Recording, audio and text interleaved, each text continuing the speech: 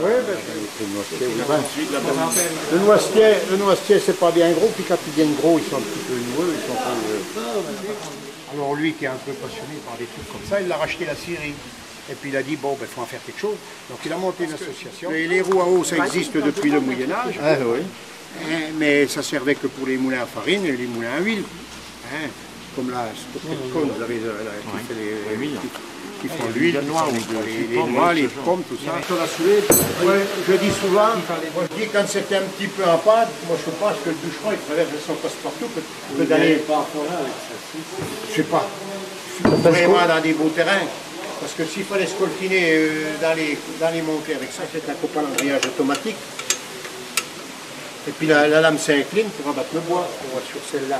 Et celle-là aussi, elle s'incline. Pour abattre. Parce que comme ce n'est pas des moteurs à membrane, c'est des moteurs de béton, c'est à peu près le diamètre là, un passe-partout qui est bien affûté, 22 coups de passe. C'était en bas. Une petite tronçonneuse ne va pas descendre. Davor habe ich gespielt, die Labres. So. Und haben sie einen Tannenkai am Film verzogen, nehmen wir drauf. Aber von Hand alles, keine Tronçonneuse. Nicht alles.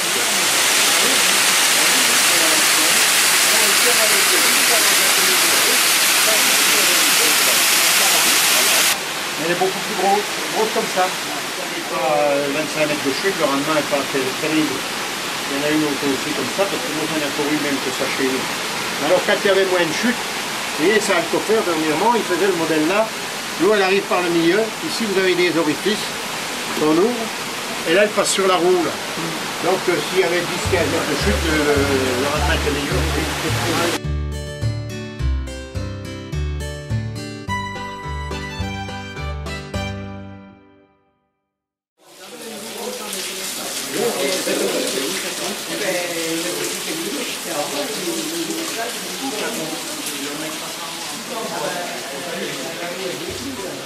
C'était une turbine, elle serait vue, parce qu'il faut voir dans le...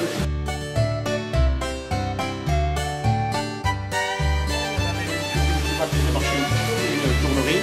Il y avait une roue à eau un peu en dessous qui était sûrement un vieux moulin et on voit l'emplacement. Souvent ils se suivaient et il y avait même un canal de délimitation. Alors ici vous aviez la scie de moulin qui existe depuis quand on ne sait pas. Les plus vieux papiers qu'on a trouvés, ils datent de la Révolution et du moulin. C'est en 1827 qu'ils l'ont transformé en scierie, mais il est beaucoup plus vieux. Au-dessus, là vous aviez un moulin aussi. Il y avait deux roues à eau l'une au-dessus de l'autre. Au lieu de faire une grosse roue, ils en avaient fait deux. Et puis au début du XXe siècle, ils ont monté une turbine, une centrifuge comme celle qu'on a là-bas, pour faire un tissage. Et puis le tissage a marché jusqu'en 1945. Et puis le père était mort, il y a un fils qui a été tué au maquis, la fille qui a essayé de continuer, mais bon, elle n'a pas pris le pas de construire les grosses usines, c'était trop petit, ils ont arrêté. Et plus haut, il y avait deux tourneries. Ils avaient monté vers 1900 pour faire les canettes pour les filatures. Alors là, ils avaient une douzaine d'ouvriers, c'était des turbines comme celle-là. Ils avaient des turbines qui faisaient une vingtaine de chevaux. Et ils avaient une dizaine d'ouvriers à chaque. Mais ça fait 40 ans qu'ils ont arrêté les bobines et puis les turbines sont restées là. Parce que ce qui se roule, celle d'au-dessus, c'est malheureux, tout est là. Mais bon, ils étaient deux frères, les enfants sont partagés. Alors il y a une fille qui a eu l'atelier avec la turbine. Elle habitait dans la région parisienne, dans l'atelier, elle a fait une résidence secondaire, les turbines, ça fait 40 ans, elles sont retrouillées là. Puis l'autre au-dessus, c'est pareil, elle n'a pas été remise en état, c'est sont rachetés.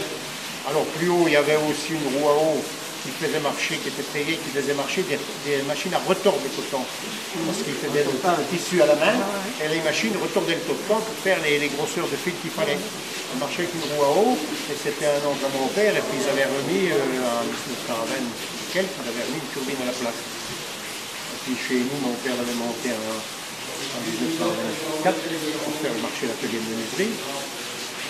Et puis il y en avait des petites comme ça qui éclairaient des fermes pour la lumière, des fermes. Dans les années 20, c'était la grande mode, celui qui avait les moyens, qui avait un ruisseau.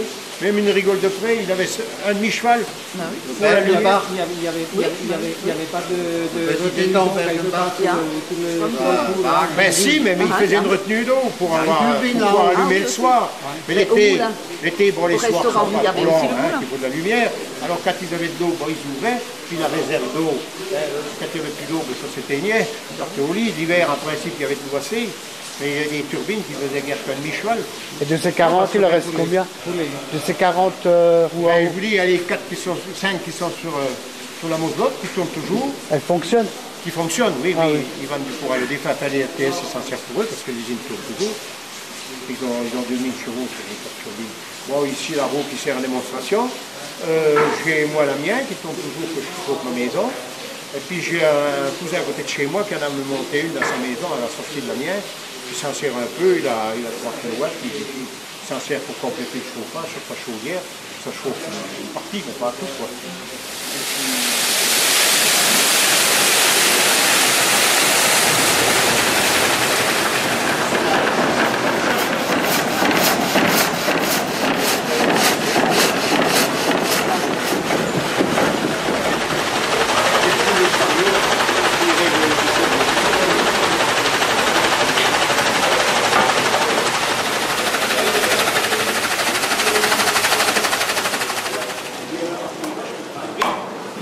Tout est corsé, mais c'était du viscère.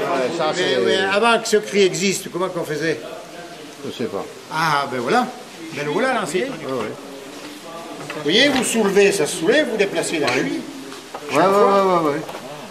C'est ça, c'était ce qui existait avant ce cri à crémaillère. Et ainsi de suite. Alors il y en a un qui levait le levier, qui balançait le levier, puis l'autre qui mettait la cheville, il fallait éclater avec du plastique en dessous. Alors qu'avant, c'était du ski en massif, en frein massif. Ah ben ici, on les mettait dans l'eau bouillante, puis on les mettait à la presse pour les cintrer. Alors là, on a les essis, quoi, les tuiles en bois. Wat er daar eens gemaakt, zo. Les bardeaux, oui. Nous, dans les Vosges, c'est les essis. Si vous allez dans le Jura, c'est les tabaillons. Il y a à peu près 6 ans qu'ils ont restauré, ils ont refait le clocher en essis, avec des essis en châtaignier. Parce que comme elle est classée monument historique, ils ont été obligés de la refaire à l'identique.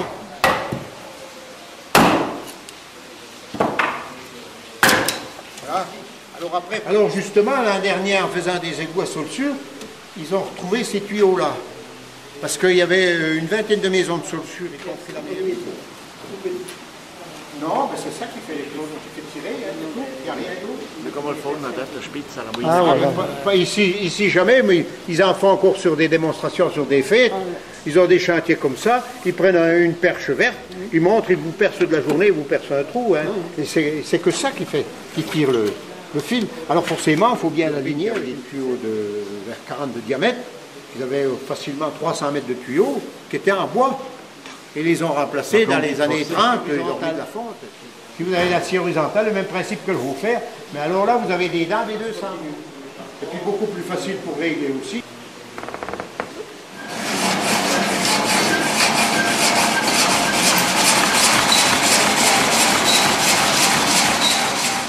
Et voilà en bois, tout ça, c'est très vieux. On a pareil une combinée là, donc il faut C'est comme les machines à là. Alors sur une planche, hein, on se mettait à deux, il y en avait un qui poussait, l'autre tirait, et puis sortait les feuillards. Les derniers là, qui nous ont donné des machines là, l'année dernière, ça partait à la ferraille. Ça, vous avez les bouvets pour rainer le parquet, avec les taux. Mais tu ne peux pas le faire, hein, il faut le sortir. Ah, et alors ça sort. Ouais, d'accord. Non, mais c'est vous embêtez. Vous le videz à la losse. Et puis quand il y a suffisamment de poids enlevé à la losse, après il faut prendre l'outil là ou celui-là pour enlever le milieu. C'est facile. Le gabarit,